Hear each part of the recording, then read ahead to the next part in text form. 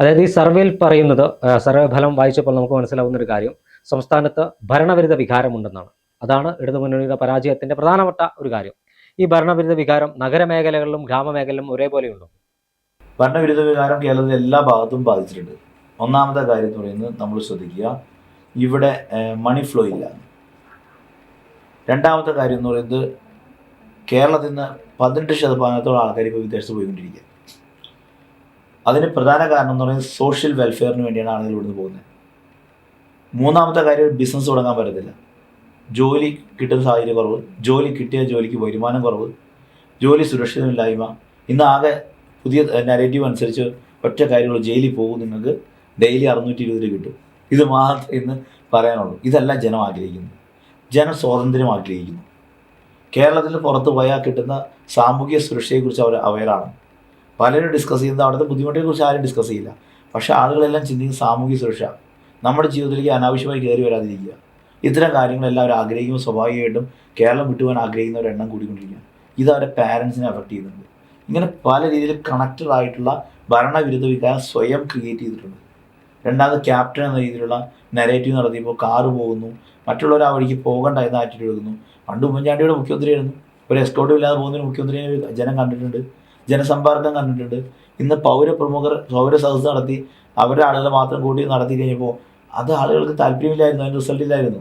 അന്ന് കൊടുത്ത പരാതി സ്വീകരിക്കപ്പെട്ടതല്ലാതെ അതിന് തീരുമാനമെടുത്തിട്ടില്ല. ഇപ്പോൾ പുതിയ സർവേ ഇറക്കുമ്പോൾ ആൾക്കാർ ചോദിക്കുന്നു, ഈ 10 വർഷം കിട്ടിയിട്ട് ചെയ്യാത്ത കാര്യമാണ് നിങ്ങൾ 3 മാസം കൊണ്ട് ചെയ്യണമെന്ന് വയ്ക്കുന്നു. അപ്പോൾ സ്വാഭാവികമായിട്ട് ആ ഭരണവിരുദ്ധ വികാരത്തിൻ്റെ എഫക്റ്റ് തന്നെയാണ് ഇത്ര മൃഗീയ ഭൂരിപക്ഷം കഴിഞ്ഞ പഞ്ചായത്ത് മുനിസിപ്പൽ തെരഞ്ഞെടുപ്പിൽ കിട്ടിയത്. അത് കോൺഗ്രസിൻ്റെ കഴിവൊന്നുമല്ല, UDFിൻ്റെ കഴിവുമല്ല. ആകെ ഒരു VD സതീശൻ നന്നായി പണിയെടുക്കുന്നുണ്ട്, അതിന് പിന്നാലെ കുറച്ച് സംവിധാനം നടക്കുന്നതല്ലാണ്ട് UDF ഒറ്റക്കെട്ടായിട്ട് അത്തരം രീതിയിൽ നന്നായി ചെയ്തിട്ടില്ല എന്നൊരു കുറവുണ്ട്.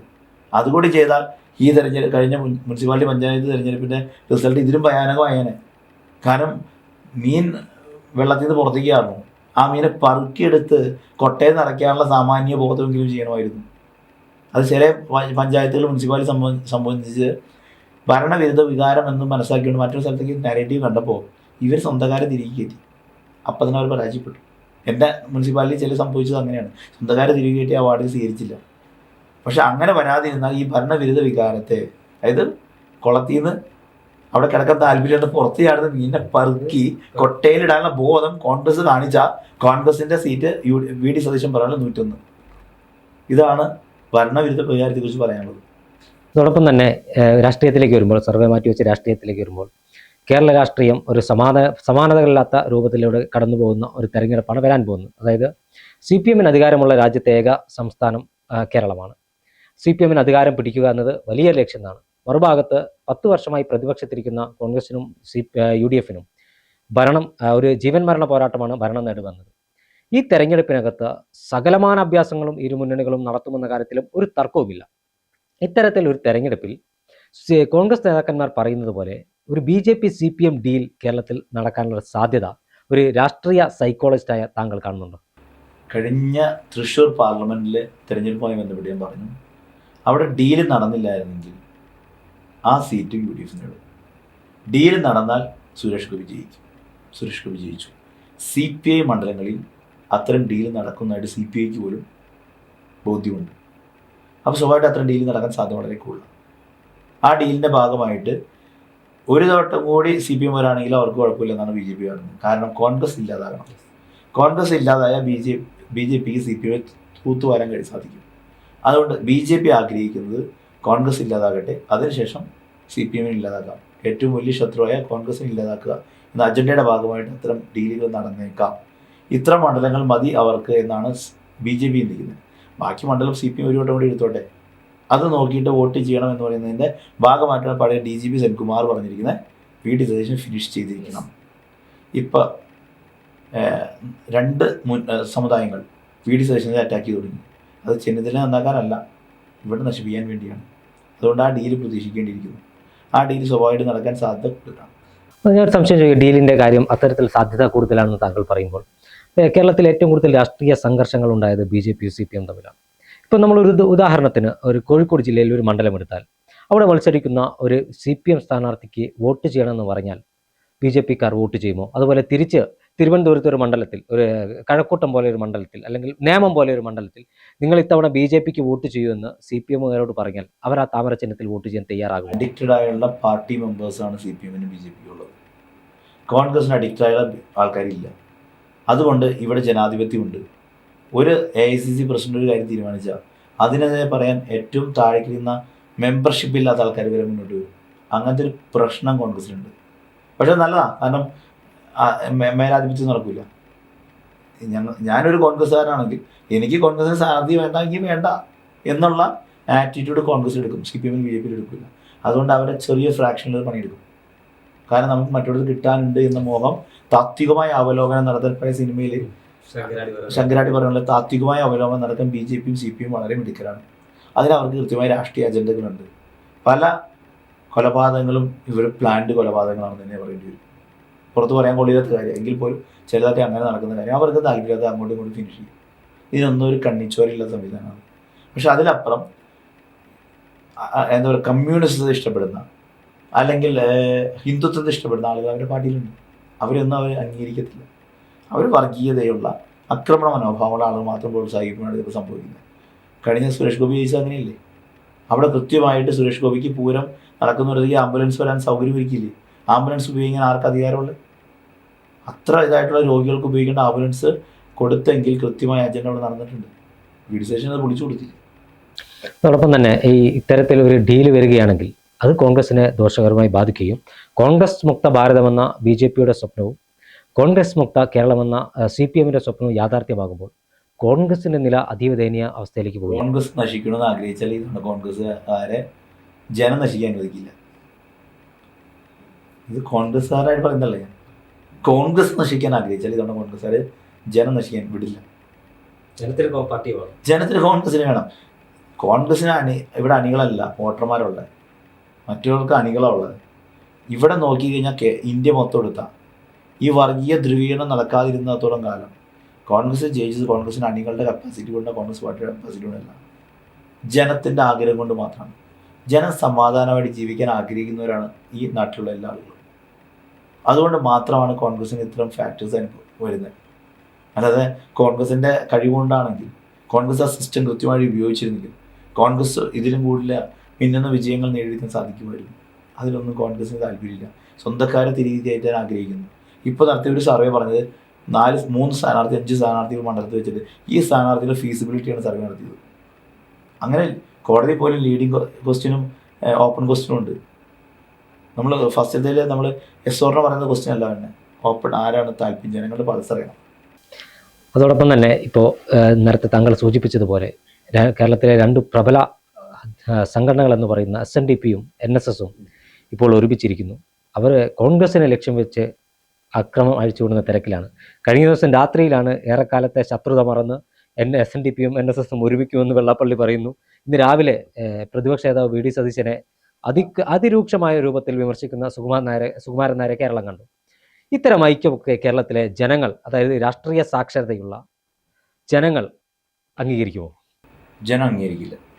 ഇതിനകത്ത് ഒരു ചെറിയ ശതമാനം ജാതി അഡിക്റ്റഡായുള്ള ആൾക്കാരുണ്ട്. അവരുടെ വോട്ടിനെ മാത്രമേ സ്വാധീനിക്കാൻ ഇവർക്ക് സാധിക്കുകയുള്ളൂ. അതിപ്പോൾ കോൺഗ്രസിൻ്റെ ഒപ്പമല്ല. അങ്ങനെയുള്ള ഒരു ന്യൂനപക്ഷം കോൺഗ്രസിൻ്റെ ഒപ്പമേ അല്ല. വെള്ളാപ്പള്ളി പാലം വലിക്കുന്നത് BJPക്ക് വേണ്ടിയാണ്, മകന് വേണ്ടിയാണ്. പക്ഷെ പറയുമ്പോൾ CPM എന്ന് പറയുന്നത് ഇത് മനസ്സിലാക്കാൻ CPM സാധിച്ചിട്ടില്ല. SNDP-യുടെ സെക്രട്ടറി എടുക്കുന്ന നിലപാട് BJPക്ക് അനുകൂലം. അതെല്ലാ കീഴ്ഘടകങ്ങളിലും ഇവരുടെ സംവിധാനങ്ങളെല്ലാം BJPക്കാരെ ക്ഷണിക്കുമ്പോൾ നമുക്ക് മനസ്സിലാവും അവിടെ പോകുന്നത് ആ രാഷ്ട്രീയമാണ്. കോൺഗ്രസ് മതനിരപേക്ഷത എന്ന് പറയുന്ന സംഭവം പോയിട്ട് ഈ ദോഷങ്ങൾ വാങ്ങിയതുകൊണ്ടാണ് കഴിഞ്ഞ തെരഞ്ഞെടുപ്പുകളിൽ, പാർലമെൻറ്റ് തെരഞ്ഞെടുപ്പിൽ വടക്കേ ഇന്ത്യയിൽ നിന്ന് ജയിക്കാൻ പറ്റുന്നത്. അവിടെ ജാതീയ കാർഡ് എടുക്കണമെങ്കിൽ കോൺഗ്രസും ജാതീയ കാർഡ് എടുക്കണം. കാരണം പാമ്പിനെ തിന്നുന്ന നാട്ടിൽ ചെന്ന നടുക്കഷ്ണം തിന്നാം. ഇത് കോൺഗ്രസ് എടുത്തേ പറ്റൂ. അതിന് ഓരോ മത സംവിധാനത്തിലുള്ള നേതാക്കന്മാർ കോൺഗ്രസ് അതിനുപയോഗിക്കണം. പൊളിറ്റിക്കൽ പാർട്ടിയുടെ KPCC, AICC അതിനകത്ത് ആ ഒരു കണക്ഷൻ നിലനിർത്താൻ പറ്റണം. ആ സാച്ചുറേഷൻ അവിടെ നിർത്തിയേ പറ്റൂ. അത് എത്ര മതനിരപേക്ഷം എന്ന് പറഞ്ഞാലും ഇന്ത്യയിൽ വർഗീയ കാർഡ് ഇപ്പോൾ ഇറക്കിയ സ്ഥിതിക്ക് ബദലായിട്ട് വർഗീയ കാർഡ് തന്നെ വേണം. അത് കോൺഗ്രസ്സുകാർ സ്വീകരിക്കില്ല. കാരണം കോൺഗ്രസിൻ്റെ ഐഡിയോളജി ഗാന്ധിജി ആയതുകൊണ്ട് അവർ സ്വീകരിക്കില്ല. പക്ഷേ എനിക്കൊരു ന്യൂട്രലായിട്ട് പറയാനുള്ളത്, കോൺഗ്രസ് നേടിപ്പോണെങ്കിൽ, ഇന്ത്യയിൽ നേടിപ്പോണെങ്കിൽ ആ വർഗീയതയുടെ കാർഡ് അത് ദോഷത്തിന് ഉപയോഗിക്കേണ്ട. ഒരു സർജൻ്റെ കയ്യിലിരിക്കുന്ന കത്തി പോലെ അത് നല്ലൊരു ആവശ്യത്തിന് വേണ്ടി ഉപയോഗിച്ച് അവർക്ക് ഓരോ ഇതിലും കൊണ്ടുപോകേണ്ട കാര്യങ്ങൾ സഹായിച്ചു കൊടുക്കുക. എന്നാൽ അത് മറ്റു ഭാഗത്തെ ഉപദ്രവിക്കുന്നവരാവരുത് എന്നാണ് എൻ്റെ നിലപാട്. അതോടൊപ്പം തന്നെ ഈ 10 വർഷത്തെ ഇടതുമുന്നണി ഭരണം കേരളത്തിൻ്റെ സമഗ്ര മേഖലയെയും പിടിച്ചുലച്ചു അല്ലെങ്കിൽ നശിപ്പിച്ചു എന്നാണ് പ്രതിപക്ഷം പറഞ്ഞുകൊണ്ടിരിക്കുന്നത്. താങ്കളൊരു അഭിഭാഷകനാണ്, സാമൂഹ്യ നിരീക്ഷകനാണ്, സൈക്കോളജിസ്റ്റാണ്. ആ രൂപത്തിൽ ചോദിക്കുകയാണ്, ഈ 10 വർഷത്തെ ഭരണത്തിൽ CPM അണികളടക്കം അസ്വസ്ഥരല്ലേ? അസ്വസ്ഥരാണ്. ഇപ്പോൾ അവർ കൊണ്ടുവന്ന അജണ്ട കണ്ടുള്ളൂ. ഒരു ഇതിനും മുമ്പോട്ട് വരാത്ത ശൈലജ ടീച്ചർ മുഖ്യമന്ത്രി സ്ഥാനാർത്ഥിയുടെ മുമ്പോട്ട് വയ്ക്കും. ലാസ്റ്റ് അജണ്ടയാണ് നിങ്ങൾ കണ്ടുവെച്ചോ, ഇപ്പോൾ എഴുതി വെച്ചോ. 3 മാസം കഴിഞ്ഞ് ഇലക്ഷൻ നടക്കുമ്പോൾ ശൈലജ ടീച്ചറെ മുഖ്യമന്ത്രി സ്ഥാനാർത്ഥിയായിട്ട് നരേറ്റ് ചെയ്യും. കഴിഞ്ഞ മാറ്റിയവർ ഒരു സഹതാപം ഉണ്ടാക്കി വെച്ചിട്ടുണ്ട്. തോമസ് ഐസക്കാണ് അവരുടെ മുഖ്യമന്ത്രി സ്ഥാനാർത്ഥി. അത് ശരിയായ കാര്യം. പക്ഷേ ഇവർ കൊണ്ടുവരുന്നത്, ശൈലജ ടീച്ചർ കൊണ്ടുവരുന്നത് ആ വോട്ട് ക്യാൻവാസ് ചെയ്യാൻ നോക്കും. കഴിഞ്ഞ മുമ്പത്തെ തവണ പിണറായി വിജയൻ സ്ഥാനാർത്ഥിയായി വന്നെങ്കിൽ, മുഖ്യമന്ത്രി സ്ഥാനാർത്ഥിയായിരുന്നെങ്കിൽ ജയിക്കില്ലായിരുന്നു. അപ്പോൾ VS അച്യുതാനന്ദൻ സ്ഥാനാർത്ഥിയെ കൊണ്ടുവന്ന് ജയിച്ച് കഴിഞ്ഞപ്പോൾ കസേര തട്ടിപ്പിച്ചു. അങ്ങനെ ഈ തവണ ശൈലജ ടീച്ചർ മുമ്പിൽ നിർത്താനുള്ള സാധ്യത വളരെ കൂടുതലാണ്. ഇങ്ങനെ കുറേ ഗിമ്മിക്കുകൾ കാണിക്കുമെന്നാണ് ഈ സർവേ റിപ്പോർട്ടുകൾ പുറത്തു വന്നപ്പോൾ അതിൻ്റെ അടിഭാഗത്തായിട്ട് വരുന്ന കമൻറ്റുകളിൽ നമുക്ക് മനസ്സിലാവും. കാരണം ജനം ചിന്തിക്കുന്നത് പുറത്തു വരുമ്പോൾ അറിയാലോ ഇങ്ങനെ ഓരോ കാര്യങ്ങൾ വരുന്നുണ്ടെന്ന്. ശ്രദ്ധിക്കാം. അതോടൊപ്പം തന്നെ മറ്റൊരു പ്രധാനപ്പെട്ട കാര്യമുള്ളത്, കേരളത്തിലെ 3 പ്രധാനപ്പെട്ട രാഷ്ട്രീയ പാർട്ടികൾ Congress, CPIM, BJP.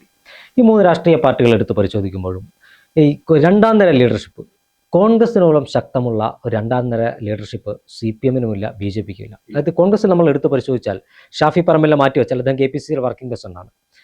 VT Balram, Abin Varkey, KM Abhijith, നിരവധിയായ നേതാക്കന്മാർ, ഇപ്പോൾ OJ ജനീഷ്, ജിൻഡോ ജോൺ, വിട്ടുപോയ പേരാണ് Jindo John, Muhammad Shiyas, Malappuram DCC president VS Joy, ഇത്തരത്തിൽ നിരവധി, റിജിൽ മാക്കുറ്റി, VP അബ്ദുൾ റഷീദ്, M ലിജു, നിരവധിയായ പേരുകൾ, നമുക്ക് എണ്ണിയാൽ ഒടുങ്ങാത്ത പേരുകളാണ് കോൺഗ്രസിന്റെ രണ്ടാം നിര ലീഡർഷിപ്പിൽ നമുക്ക് കാണാൻ കഴിയുന്നത്.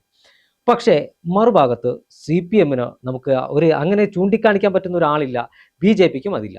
പക്ഷേ ഈ രണ്ടാം നിര നേതാക്കന്മാർ വളർന്നു വരുന്നത് കോൺഗ്രസിന് കൂടുതൽ മുതൽക്കൂട്ടാകുമെന്ന കാര്യത്തിൽ തർക്കമില്ല. പക്ഷേ കോൺഗ്രസിന്റെ യുവ നേതാക്കന്മാരെ ടാർഗറ്റ് ചെയ്ത് കൃത്യമായി ആക്രമിക്കാൻ CPM ശ്രമിക്കുന്നുണ്ട്, അല്ലെങ്കിൽ BJP ശ്രമിക്കുന്നുണ്ട് എന്നൊരു യാഥാർത്ഥ്യമല്ലേ? നമുക്ക് രാഹുൽ മാങ്കൂട്ടം വിഷയം എടുത്തു മാറ്റിവെച്ചാൽ പോലും അദ്ദേഹത്തിന് ചില തെറ്റുകൾ പറ്റിയിട്ടുണ്ടെന്ന് സമ്മതിക്കാത്ത നിർവാഹമില്ല. പക്ഷേ അത് മാറ്റിവെച്ചാൽ പോലും മറ്റുള്ള നേതാക്കന്മാരെ പോലും ആ കേസിനകത്ത് പ്രതിസ്ഥാനത്ത് നിർത്തി ആക്രമിക്കാനല്ലേ CPM ശ്രമിക്കുന്നത്?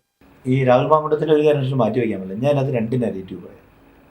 ഒന്നെങ്കിൽ സീരിയസ് കില്ലർ പോലെ കൃത്യമായ ഒരു അജണ്ട തന്നെയാണ് രാഹുൽ മാങ്കൂട്ടത്തിൽ കൃത്യമായി തെറ്റ് ചെയ്തിട്ടുണ്ടെന്ന് മനസ്സിലാക്കണം. എല്ലാവരും ചെയ്തത് ചെയ്യും. പക്ഷെ അപ്പുറത്ത് എടോ വിജയ എന്ന് വിളിച്ചതിൻ്റെ കലിപ്പ് CPM-ൻ്റെ പെൺകുട്ടികളോട് ഇങ്ങനെ പരാതി പറയണമെന്ന് പറഞ്ഞാൽ അതിനെ വിഷ്വലൈസ് ചെയ്യിച്ച് ട്രെയിൻ ചെയ്യിച്ച് ഒരേ പരാതി കൊടുക്കാൻ കപ്പാസിറ്റി ഉള്ള പാർട്ടിയാണ് CPM. ഒരു പക്ഷേ അങ്ങനെയും ആയേക്കാം. രാഹുൽ മാങ്കൂട്ടത്തിൻ്റെ കോൺഫിഡൻസ് കാണുമ്പോൾ ആ ഒരു ട്രാപ്പിൽ രാഹുൽ പെട്ടതാണെന്ന് ചിന്തിക്കേണ്ടി വരും. ഇവിടെ നിയമത്തിൻ്റെയും ധാർമ്മികതയും പ്രശ്നമുണ്ട്. ധാർമ്മികതയുടെ പ്രശ്നം രാഹുൽ മാങ്കൂട്ടത്തും ജനങ്ങൾ തീരുമാനിക്കട്ടെ. ലോയുടെ കാര്യത്തിൽ ഞാൻ പറയുന്നത് കോടതി വിധിക്കുന്നവരെ കാത്തിരിക്കുക. ഇതവിടെ നിൽക്കുന്നു.